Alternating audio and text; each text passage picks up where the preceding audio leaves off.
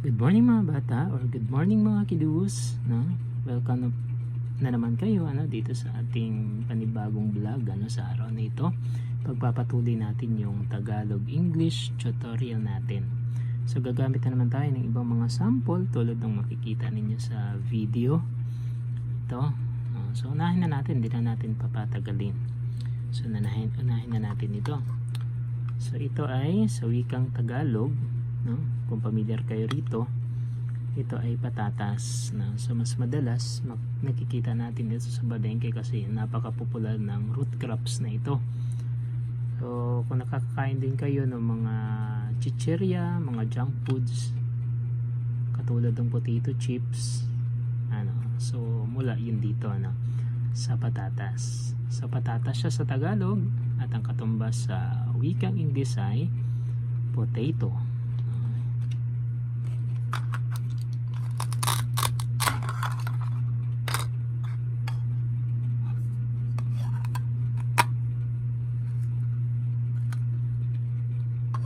Then isunod natin ito, no?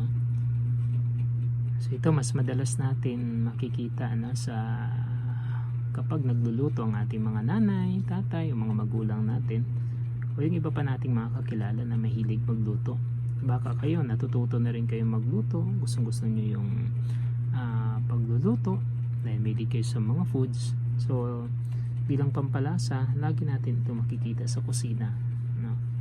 So ito ay pampabango, pampalasa sa mga pagkain. So sa wikang Tagalog, ito ay sibuyas, no? Yan sa wikang Tagalog. At ang katumbas naman ito sa wikang English ay onion, no? Pero sa ibang mga lugar, may iba-iba pa itong tawag. Kaya sa inyo, kung mayroon sariling tawag sa inyo, sa inyong lugar, pwede nyo i-comment sa baba, para malaman din namin, malaman ng iba kung ano ang tawag nito mismo doon sa inyong lugar. So pwede nyo banggitin ang lugar ninyo at ano ang tawag dito. Kasi dito halimbawa sa Mindanao, tinatawag din itong Bombay, no? So marami talagang katawagan, depende sa lugar, kung saan kayo. Pero ulitin ko, ito sa wikang Tagalog, sa Tagalog ay sibuyas, sa English ay onion.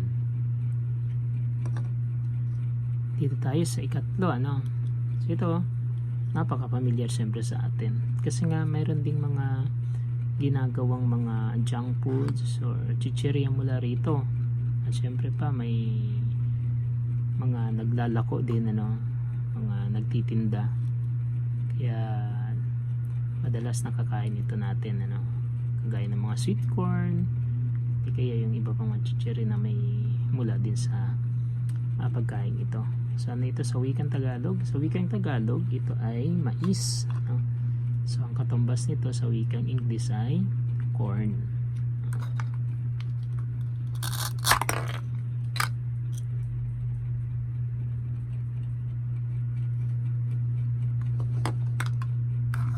Ito tayo sa ikaapat. Ito mas madalas din natin nakikita dun sa mga pagkaing maanghang. Kung mahilig kayo sa mga maanghang, ito ang nagiging dahilan kung bakit maanghang. Pero dahil ang isang pagkain na maanghang, nakakatulong din ito para gumana yung ating pagkain, pati yung pag-inom natin ng tubig gumagana din, So sa Tagalog, ang tawag rito ay sili, Ang katumbas naman ito sa wikang English ay chili.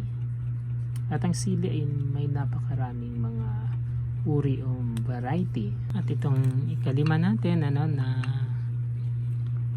sample, familiar rin tayo, pero mas ginagamit natin ito sa ngayon, kapag bumibili tayo yung salitang English talaga o bell pepper, maliban na lang kung meron kayong katawagan sa inyong lugar, lagi kong babanggitin, pwede nyo i-comment yan sa baba at sabihin kung saan yung lugar ninyo at ano ang tawag dito sa gulay na ito.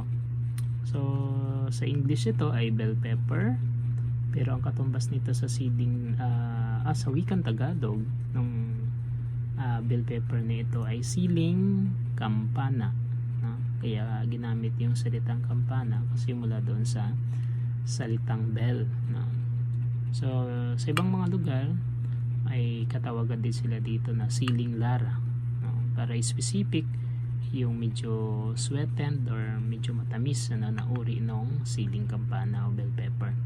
Kaya marami tayong natutunan, no? At ganun din, medyo marami pa talaga tayong hindi alam na mga pangalan ng iba't ibang mga gulay at mga prutas natin pinag-uusapan sa vlog nito.